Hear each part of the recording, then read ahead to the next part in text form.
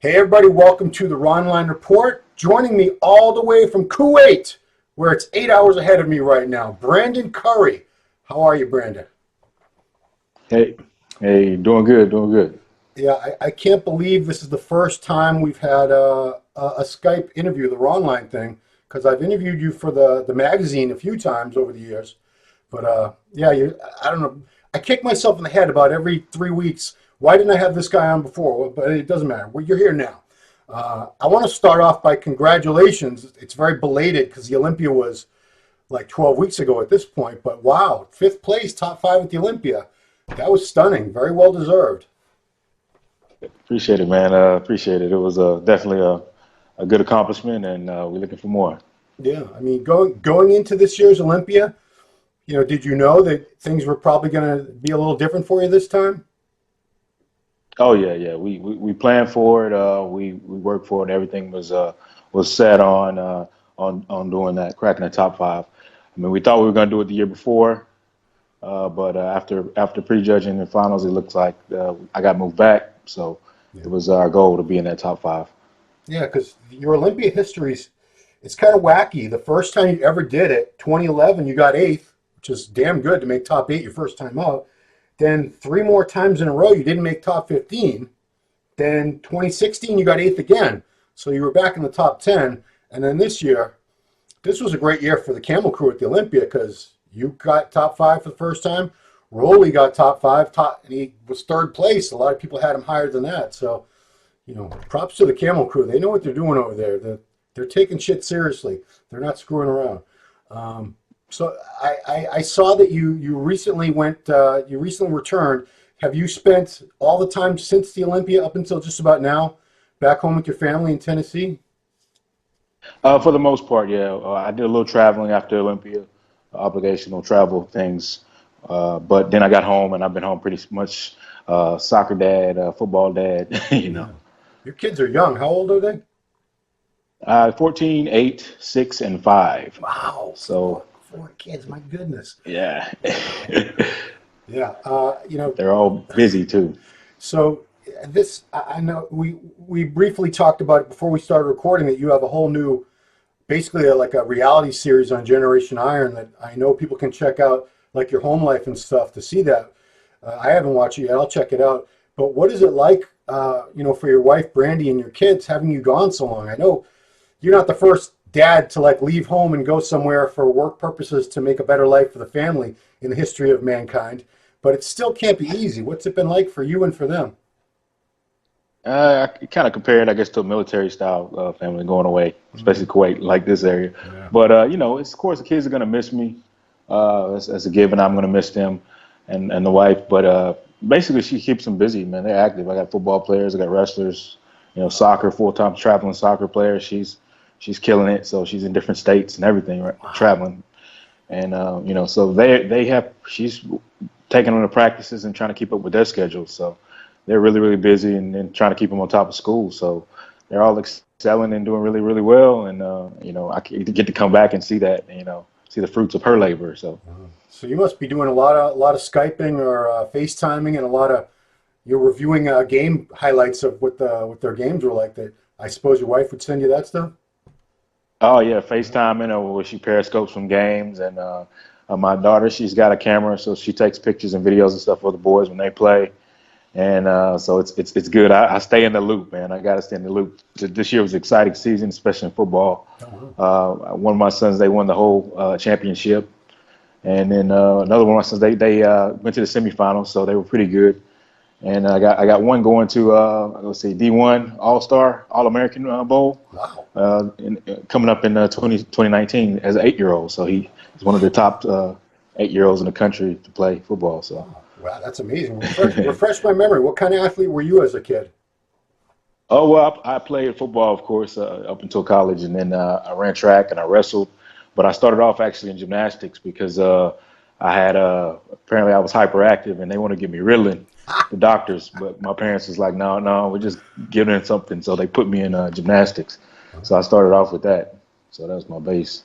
Yeah, but your kids mainly football is the main sport they're doing well at? Well, football season was just pretty much ended for the majority of people, but got a couple of bowl games my son's going to play in before the year's up, and then wrestling seasons started. So boys are wrestling right now, and soccer's pretty much all year round. So my daughter's always always busy. Well, I give Brandy, your wife, a lot of credit because I had kids at sports in different times, not at the same, and I only had two kids. To have multiple kids in multiple sports, that's a lot of driving around to practices and games and picking up, and oof, God love that Yeah, woman. sometimes they have games at the same time, so she has to do it. Even when I've been home, we've had to split up. So Wow, it's interesting. Kids, you don't send the kids on an Uber or anything, do you? No. Nah. I remember we were in it. I was in Pigeon Forge at one point a couple weeks ago, and she was in Indianapolis, and then she came to meet us in Pigeon Forge because my son's his tournament was a little bit longer. So Is Pigeon Forest, is that in Tennessee? yeah, Pigeon Forge, Tennessee. They had a bowl game. Several states were involved in a bowl game up there a couple weeks ago. So In Indianapolis, Indiana, is that where the other kid was? yeah, my daughter was there playing soccer. Yeah. How far away is that? Yeah, I think she said it was like about 6 hour drive, I guess. Ooh, yeah, I don't know my geography of the USA that well, but I know Indiana and Tennessee, they don't share a border as far as I know. No. Apparently they played in two different states actually that weekend. Wow. So I have to ask, as you spend so much time in Kuwait and time in Tennessee, do you always have like a weird adjustment time when you're either back in Kuwait or back in Tennessee where everything feels kind of weird? Well, I don't know. Something's wrong with me or something's good with me, but I adjust pretty well to time zones. When I first started traveling, I guess that wasn't so, but I travel a lot now, and I really don't have much problem with too much jet lag or anything like that. I can pretty much adjust when I'm home. As long as I don't go to bed too early, I can pretty much adjust the schedule pretty good. Right. How about like culturally? Because that's a whole other world over there. I can't even imagine living there. Well, culturally it's different, of course, but it's humans we're not that much different than each other. We just have different traditions and different ways of doing things. But besides, it's kind of like the genders are more separated. So the males stick with the men and the women stick with the women. So I don't see a lot of women around unless passing, but because it's an all male gym, of course, and so the guys kind of hang out. It's like a boys club, It's kind of like a little brotherhood here. So we kind of hang out. Had to get used to that. Had to get used to the mosque and the singing for the prayer hour, Right. But I'm used to it now. I barely even recognize it unless it's like 3 a.m. in the morning when it goes off. Do you hear that no matter where you are? Like if you're in the gym, you can hear it? They put it over the speakers or? Yeah, in the gym they actually put it over the speakers, but there's a mosque just right here, so you could probably hear it even if they didn't. And there, wherever you go, there's probably mosques around, so you probably hear it no matter where you are in Kuwait. Yeah. It's a prayer hour thing. So I'm so it's culturally different. The food though is good. The cultural food is good, but a lot of American chains and restaurants are here as well. So you can get the Cheesecake Factories. There's a couple of them out here in the malls, and they love food. So it's a lot of differences, but it's plenty of similarities as well. I've heard the food is actually, they joke about anabolic chicken, but the USA, we're infamous for hormones and preservatives and all kinds of chemicals in our foods. Do you definitely taste a real difference in the food over there, like fresher? Yeah, there's a difference in food quality. Yeah, definitely. The standard is a little bit higher, of course, and like you can eat at a McDonald's here, and I won't eat at a McDonald's at home. It's not the same. Yeah. The meat quality is different. Actually, they have a different standard, I guess. And I know the ministry is really strict on how they prepare food. You can get a whole meal free if you find some hair or something in it. Oh, wow. Because the restaurant can get in trouble, for not bringing food out properly. Well, that should be universal. If you ever find a hair in your food, you should get the meal free no matter what country you're in, I think. Well, they'll definitely do it because they can be closed down. Wow. Until they get things straight. Yeah, so it's pretty strict. So, when you first went to Oxen Gym, how long ago? What was your first time you went there? How many years has it been now since the first trip? I see. It was right after the 2016 Olympia. Okay. I came out to Kuwait first for I think the Kuwait Classic, which was like 2 or 3 weeks after the Olympia. Right. And I had talked to my coach Abdullah after prejudging at that Olympia, and I basically complimented him on his work with Victor Martinez. and he mentioned that he just basically mentioned you wanna work with me. I was like, yeah, I have to think about that. I'll be in Kuwait in a few weeks. Yeah. And he said, I believe I can make you top 6 in the world. So, after talking with my wife, she was all for it, and encouraging me. And I was kind of apprehensive at first, but we worked it out, and I was here, and it's all she wrote. Yeah. So was it? Yeah. You mentioned before it's an all-male gym, and when I first heard that, I was like, oh, that would suck. But part of me thinks that would actually be better because we all love looking at women in the gym with their little yoga pants and tights and everything, but it's distracting at the same time. It can be a little hard to focus at times with women running around skimpy clothing, and you don't have that problem at Oxygen Gym. You find it is a better atmosphere for really just focused, heavy, hardcore training? It's definitely an atmosphere because everybody seems like they're going in the gym for a specific purpose. The culture's growing here, so you got a lot of guys that compete in different categories here. So the culture is really, really strong, the bodybuilding culture. So, and the gyms are amazing. There's like 4 of them here. Batter just opened pretty much a new one. It's pretty much done, but he's going to open another one this year here. And then he's going to Saudi Arabia and I think Qatar. So he's a busy man with these gyms. But each gym is just high quality, full of equipment, and it's just, man, if you can't get it done here, you're not going to get it done anywhere. So there's like 4 or 5 of those Oxygen locations just in Kuwait City, right? Oh, in Kuwait itself, they're for 4. And that would be about 15, 20 minutes spent on traffic away from each other, I guess you said. But everybody Kuwait's goes, not very big. You and the other pros all go to that Jabriya one, right? Yeah, Jabriya's, I think it's the base, our base gym, just because we live right next door to Jabriya. Okay. And it's Batters, he's always here at the office, and it's just it just feels more like my home. If I go to a newer gym, which we go to sometimes, just get a break. Yeah. Sometimes you get lost in them gyms; they're so big. My coach is always asking me, "What floor is this on? What floor is that on?" I'm like, "Oh yeah, back sticks on that floor." We have to remember every time we go because it's just so much in the gym.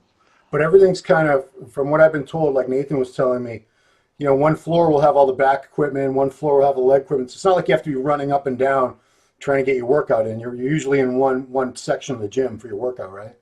Yeah. Basically, especially the bigger gyms have everything pretty much separated by body part on different floors. So, you have to worry about that. I think one of the original ones is more like it's a big, huge building and everything's on the same level. Oh, okay. But as he's gotten bigger and bigger, everything is strategic and strategically laid out. You can have like 15 leg presses, in one area and stuff like that. And they actually have, I don't know what they call them, trainers or helpers that load the weights, take the weights off for you and stuff like that there? Yeah, they full-time staff, man. It's 5-star treatment, man. They have guys not only in there to help you train, they can help you spot, putting the weights up, but also maintenance guys or guys cleaning stuff. Yeah. So you had an incredible offseason between 2016 Olympia and the spring 2017 shows. You were a guy that we all know Brandon Curry's pretty good. I mean, you were one of those guys, I'm like, yeah, he's pretty good. Did I ever think you were going to be like great? Probably not, because, I thought, for whatever reason, it hadn't happened yet. I didn't think it was going to happen. I'm one of those cynical people because I've been around too damn long. But then 2017, you come out, kabam, it was 2 shows in the spring. What was first, New Zealand or Australia? New Zealand was first. Yeah, you come out with 25 pounds more muscle than we'd ever seen on you before? Yeah, somewhere around there. Yeah, it was a big jump. And better condition. So, yeah, all of a sudden, we're like, okay. We all had to change our mind about Brandon Curry pretty much like that because right away, you're an A-list guy.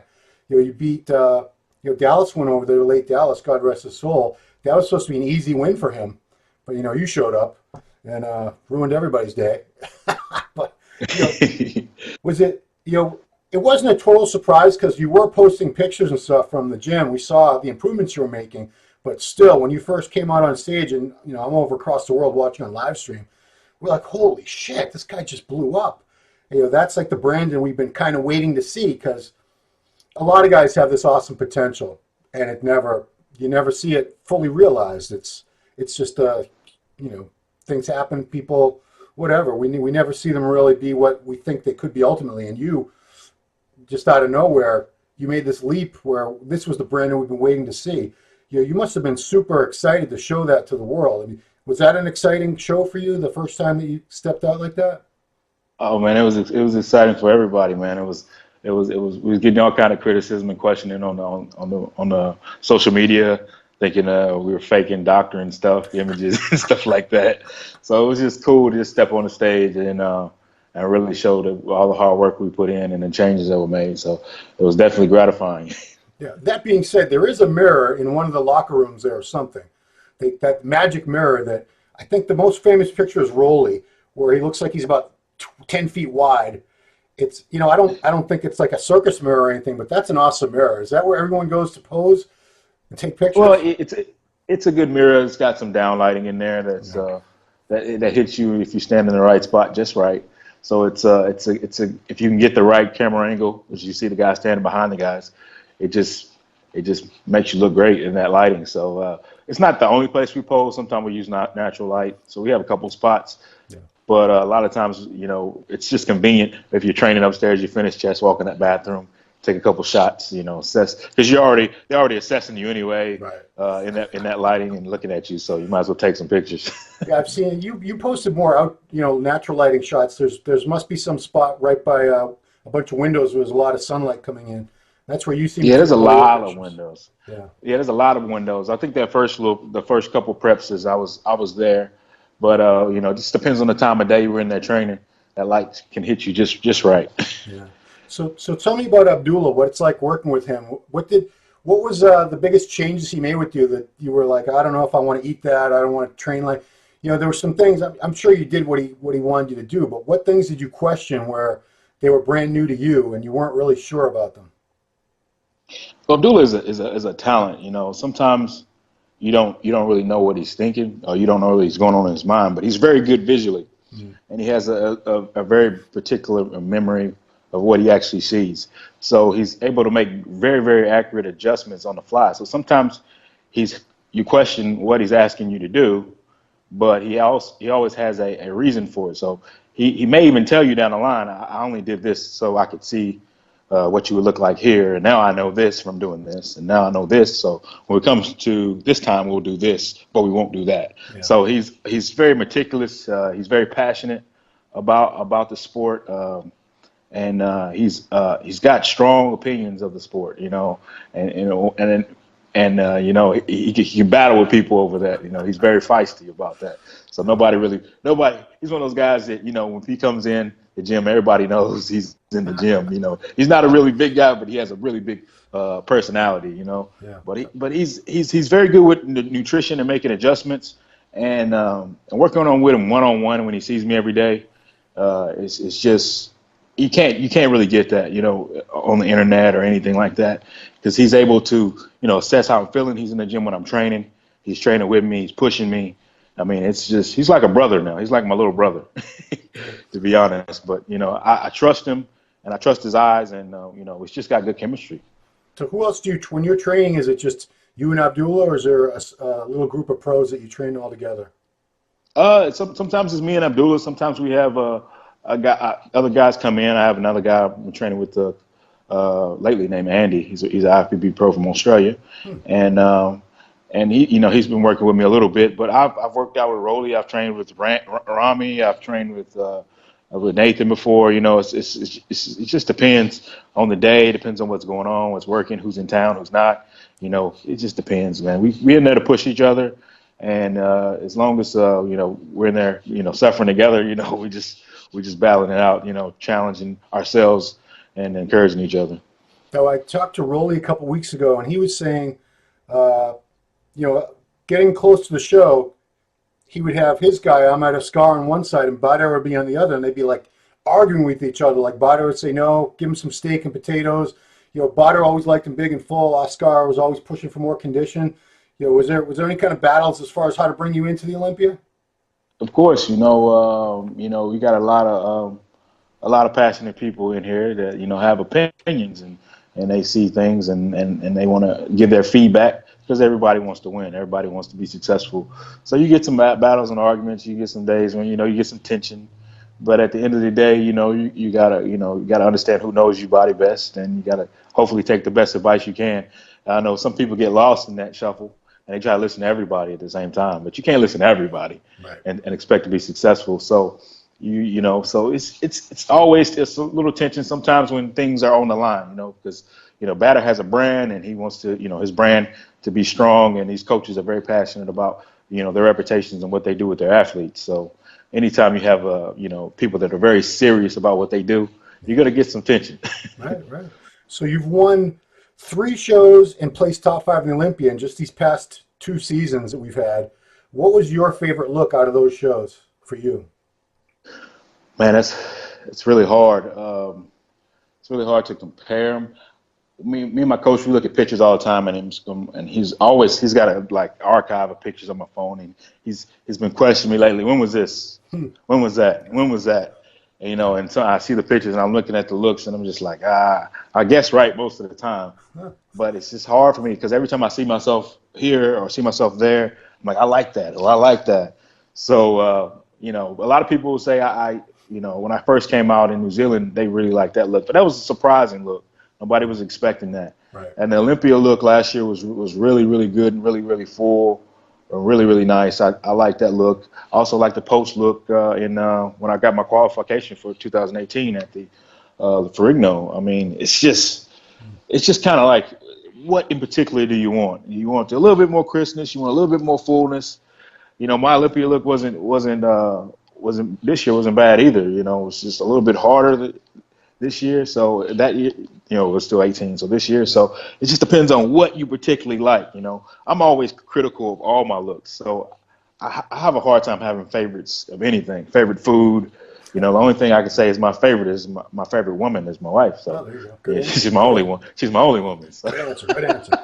So, but I mean, if you go by placings at the Olympia, people would assume this last Olympia had to be your best look because you went and beat guys like Rami. Rami was supposed to push for the Olympia title this year, and nobody expected a couple guys that beat him, including you. He was supposed to be second at the worst.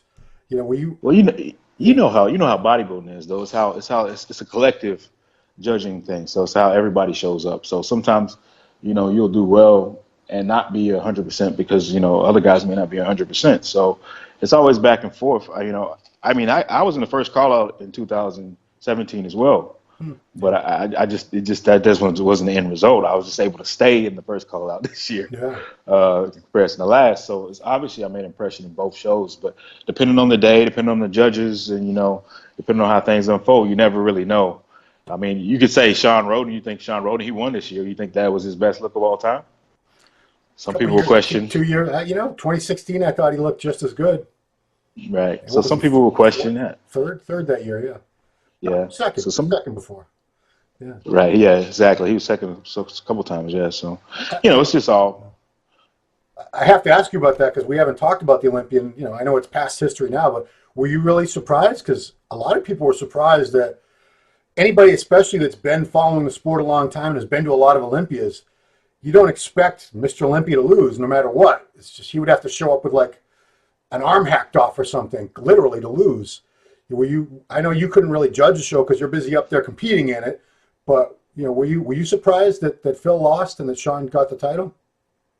I wasn't surprised at all. I mean, it started with me. It started when I first saw Phil at the athletes meeting, and the way he came in, I had to communicate with him. I communicated with him, interacted with him just a little bit. The way he came in, I kind of sensed something wasn't going to go. It was off, And then, of course, we had the press conference and everything. People talking the junk, but that's a distraction. But once we got backstage and I actually saw him for myself, I just wasn't as impressed with what I was seeing.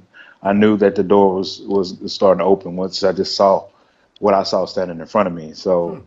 And then being on stage and seeing them go through their through the poses from the stage side, right. I see how much he was struggling. How much he was struggling to breathe, so struggling in the poses, and and I just thought, man, he's struggling more than I ever seen him struggle before, and that wasn't a good look because some of that polish was not there for whatever reason. Yeah. And then the abdomen from the back is, of course, you guys can't see the back when they're doing their back shots. You could. We're behind them, so we can see what's going on with the abdomen. So we know everybody's abdomen problems from that position. So I saw that still wasn't resolved. So I knew that door was looking like it was opening. So yeah, I wasn't surprised. Yeah.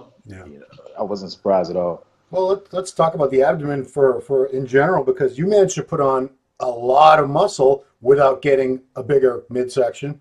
You kept that small, tight midsection. Do you feel it got any bigger at all? I mean, it could have got a little bigger and we wouldn't have noticed because the rest of you got bigger. But to me, it looks like it was the same size as when you were 20, 30 pounds lighter.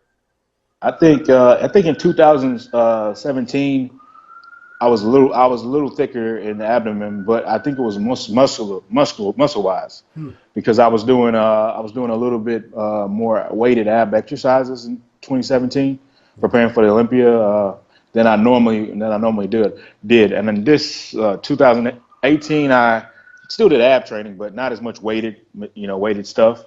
Yeah. So I think my abdomen was actually smaller this year versus last year, just because I didn't do as much weighted ab work. So, but how do you manage to do it? Who knows? I got to know what the other guys are doing wrong to know how I managed to do it. I mean, the only really awesome reversal of a gut that I've seen is Roley Winkler. He was starting to get a pretty bad gut a couple years ago, and then all of a sudden it was gone the next time we saw him. So it can be done. Roley's mastered his stage presence in that aspect, and he's also I've seen him strapped down, and and he also doesn't push the size that he used to try to push, and they've been rewarding him for that. So even though he probably thinks I'm small, he's I've heard him say it. I feel small. I look small. Yeah, he said it in the interview. He says he feels small.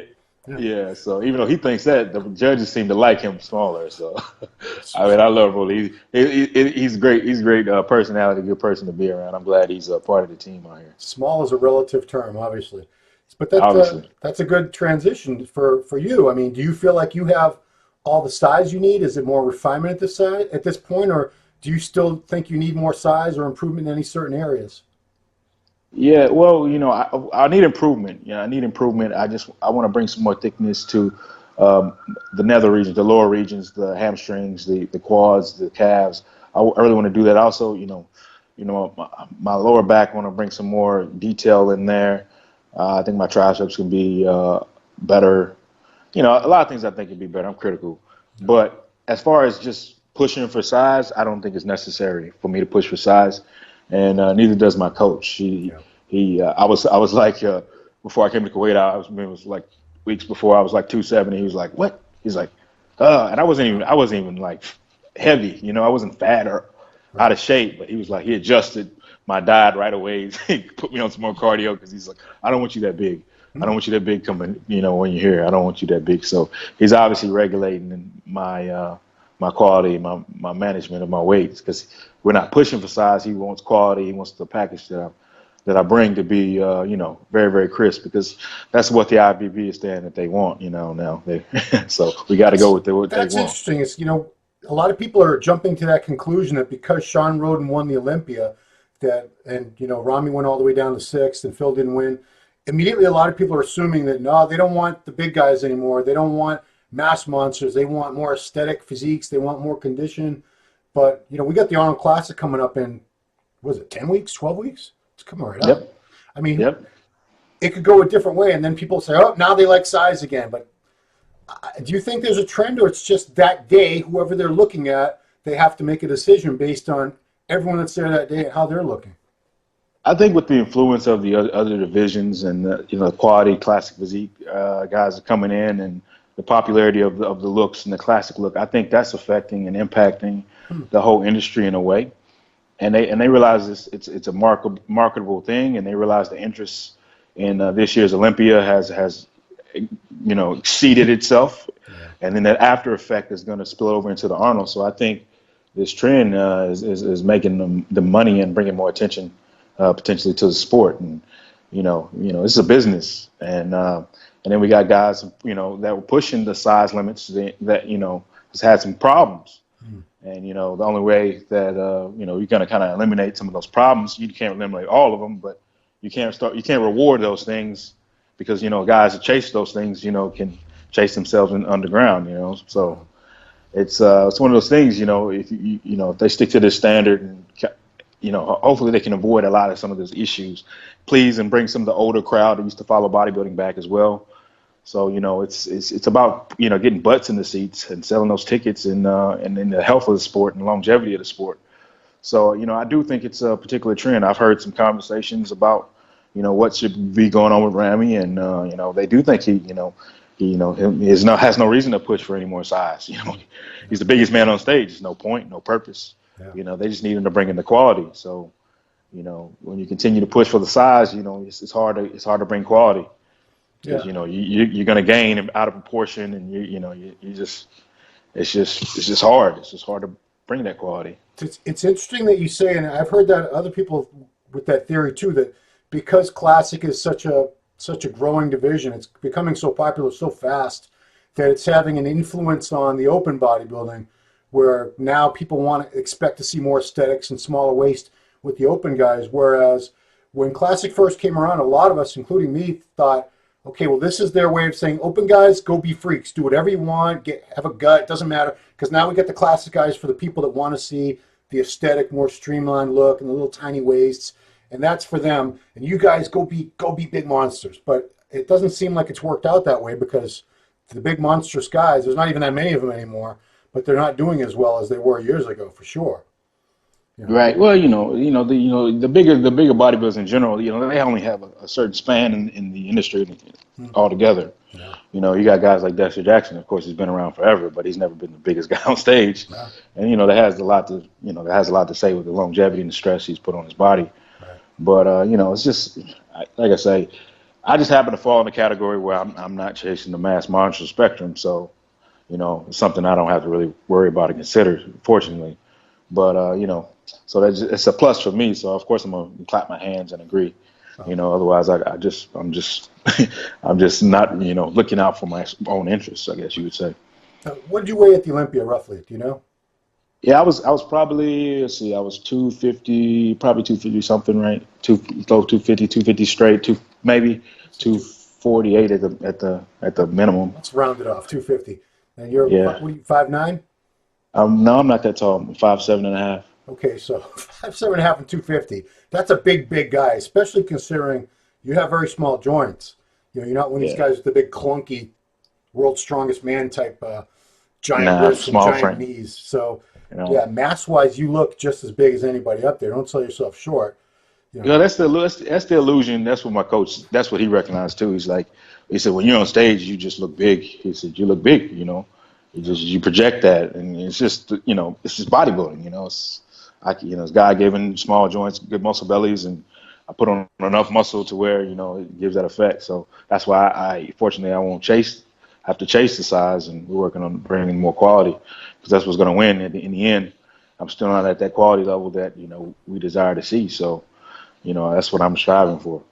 And you're still 34, 35 now?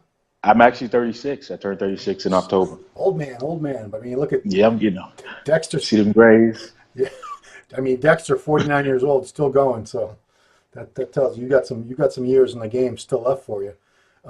So Arnold Classic is coming up. When did you decide, or how did you decide you were going to do the Arnold coming up? Well, I mean, it was a thought. Talked to my wife, and as far as a business decision, it seems like a good business decision for me to be active in the beginning part of the year. I had a good period of non-activity last year. I only did the Olympia, right? So my body's not beat up. I'm still pretty fresh.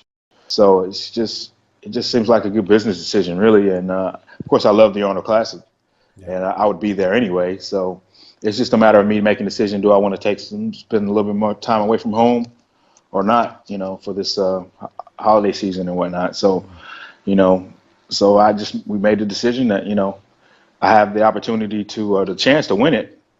I'm knocking right at the door of the last year's champion. Yeah.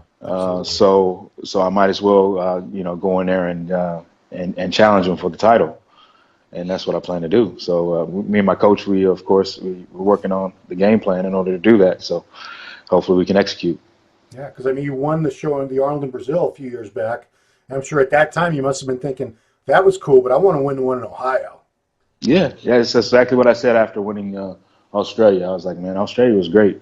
Yeah. I said, man, maybe I could have won. I only did Australia. I could have maybe been done pretty well at Ohio that year too. So you would have been up there for sure. You know. Yeah, so I missed out. So it was like, this year is maybe my time. So I'm gonna take that risk and go for it. Yeah, and plus, it'll just give us a better idea of what the Olympia is gonna bring for us this year as well, and what we need to work on. Well, I mean, if you go by that, I mean, Bonac should have done better at the Olympia than he did. There's this idea that winning the Arnold gives you momentum or something, it sets you up to do well at the Olympia, but I think it's just whoever's. I give the judges credit. I don't think that I think they used to be more that way, where they were looking at names, they were judging you by who you were and what you've done more so than what was in front of them on that day. I think they've definitely come around more to the fact that we're just going to judge these guys like we don't even know who they are. We're just looking at the physiques. Best physique on this day wins. But that being said, winning the Arnold Classic's awesome. I mean, it's good. It's good for the legacy. It's good for that. It's good for the legacy. It's good to have the trophy. It's good.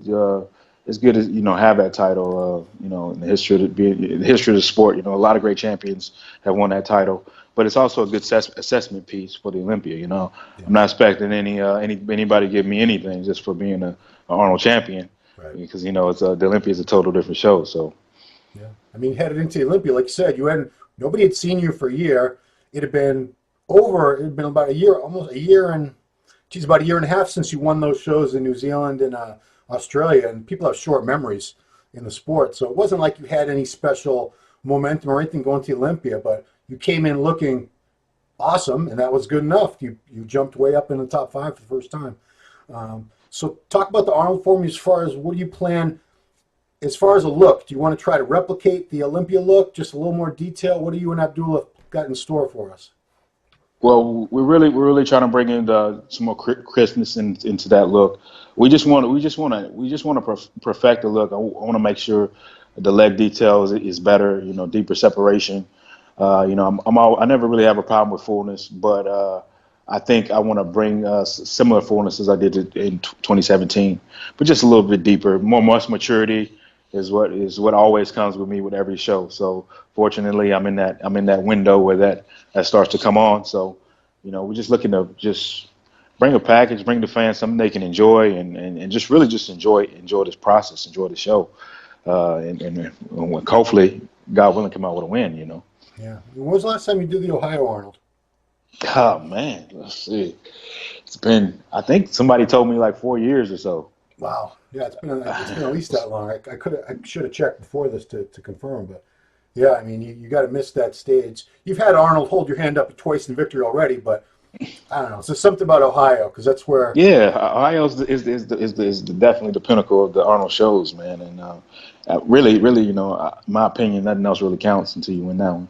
Yeah, and I haven't looked into it yet, but I think this might be the first year they have it at the new Veterans Memorial. I don't even know if they're going to call it something different, but they built really? it. I've seen pictures of it. It's done. A huge new complex where the old Vets Memorial was. Wow. Which kind of sucks because I kind of liked having everything in one area where we didn't have to take taxis or drive all over the place. But it looks like it's pretty awesome. New venue, new stadium. Yeah, I mean that'd be awesome. That'd be awesome too. Because that Veteran Memorial, I think I was there for the last one that was done there. Yeah. So that'll tell you what the last Arnold I did. I think it was the last one at Vets. I think we've only had 2 since they tore it down. I want to say we've only had 2, but yeah, again, I get all mixed up. I would need some confirmation on that. Yeah, I'm bad. I had to ask my wife all those time questions. Is she good like that? She's got she's good with the time, and I had to ask her. That's why she keeps up with my schedule, because I'm not that person. Now, did you try to lobby Abdullah for like 2 extra weeks at home so he could be home for Christmas? Oh no. Well, it was my wife probably doing all that for me, the lobbying and explaining that. But it's like I've been away for Christmas like a couple years now. Yeah. So it's not that big. I was home for Thanksgiving, which was good. Yeah. Christmas is good, but I got to work. I got goals to accomplish. So You use that military analogy, which is very fitting. I mean, how many soldiers miss Christmas with their families and have been doing that for, I don't know, 200 years that we've had a country here? So nothing new. nothing new. Cool. I also want everyone to make sure they check out, what is your Instagram, Brandon, so everyone can check it out? It's Brandon _Curry. Yeah, you had a good post today about traveling with protein powder. You had your SciTech protein powder. Yes. And you said just labeling it was good enough. They just take your word for it. They smell it, go, well, that's chocolatey. Well, no matter what, once if they exit or scan it when it's going into the thing, if they see that bag of powder, they're gonna pull it. Sure. But they may not. You may not miss your luggage if you got a label on it because they're trying to inspect it and test it. Yeah. So they let me know that they, of course, check my bag, but if you want to be able to keep your stuff and and have nothing disappearing, especially just put something on it, just in case. I mean, you must be getting pretty good at this by now. You've done some, you got some frequent flyer miles. Yeah, frequent flyer, and I've lost. I've had plenty of missing baggage, which have never been permanently missing. So, I'm used to the travel thing. Just don't stress, because traveling is, it can go anyway. You have no control. You're just along for the ride. You never lost a bag right before when you were going to a show, did you? Man, I lost a bag. Before I won in Ferrigno, I was in Hungary, and I had no bag for like the whole time I was there until the day I was going to leave. And I went from that place. I think I went from there straight to California for that. So it was bad, but I still won that show. But it was not. Could have been a pretty stressful situation. You wore the same SciTech tracksuit for like 4 days, probably. Yeah, it was not nice. It was not nice. Not at all. Air travel. Well, beats driving, beats trains and plane. Cool. So Brandon _Curry. And yes, sir. What is the name of your series on Generation Iron, the reality series? I think it's Offseason with the Currys. Yeah. So keeping up with the Currys, something like that. Yeah. It's pretty simple. Offseason with the Currys. So they filmed that my last, not this offseason, but the offseason before. Okay. So I don't even know. My memory is not that great about what we even filmed, but it's I know it's going to include just me being back with the family and feeling great about it, and some of our background story, of course, if you want to. Kind of figure out who this guy is and what we're about. So, wow. Cool. Well, Brandon, thank you so much for taking the time. Appreciate it very much. Very, very happy for you. It's been a successful last couple of years for you. And when you were still an amateur, I was like, this guy. I hope this guy does well. And there was a few years there where I had lost hope, and you brought it all back. So thank you. I like to see that. I like to see people turn things around, and finally, this is where he was supposed to be, and you're where you're supposed to be, or you're headed a little higher eventually. I know you're going to keep going up. So yeah, it's just so all those people watching, just don't let nobody count you out. It's nasty. You got to keep pushing, keep believing in what you're trying to accomplish, and no matter what ups and downs, as long as you stay on the grind, you surprise a lot of people. So. Last question for you: the nickname, the Prodigy. Phil sometimes gets heat for his. He says he doesn't regret it. Do you still like that nickname, or do you wish you had a different nickname? Well, I didn't name myself, so right. I think they took that name from a quote of an interview that I had when I was with a Muscle Mania. That's my conclusion. Oh wow! Because I said I was like a prodigy. Yeah. And I ran into that interview, and I'm like, that's maybe where they got that from.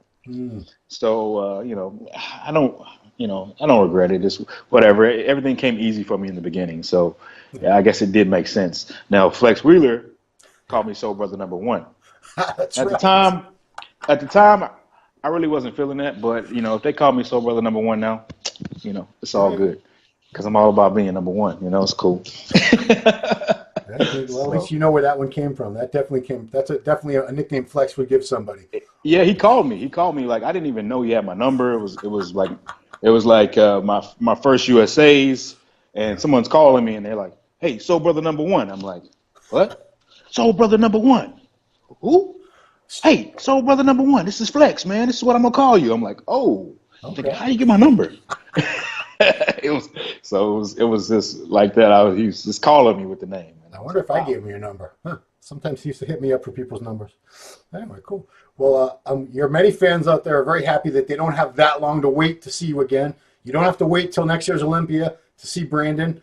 10 weeks from now, Columbus, Ohio, you'll see him up there, and he's got a very good chance of taking his first Arnold Classic USA title. So we'll be there. We're all going to be there, and it's going to be an awesome Arnold Classic. It's really shaping up. So we're happy to have you in it. So yes. So now y'all know, fellas, if y'all ready to step on stage and battle it out, yeah, here we come. Here we go. Give about 10 weeks now. It'll turn 11 weeks. Here we go. My prediction could come down to you and Roley, two of Kuwait's finest. Yeah, man. I mean, Roley's not here yet, so hopefully he's working hard while he's away. But yeah, it could come down to us, man. And we all good with that. Yeah, it's cool, man. All right, well, thank you again, Brandon. Everybody, thanks for watching the Ronline Report with Brandon Curry, and you can check him out the Arnold Classic very soon. Thanks for watching.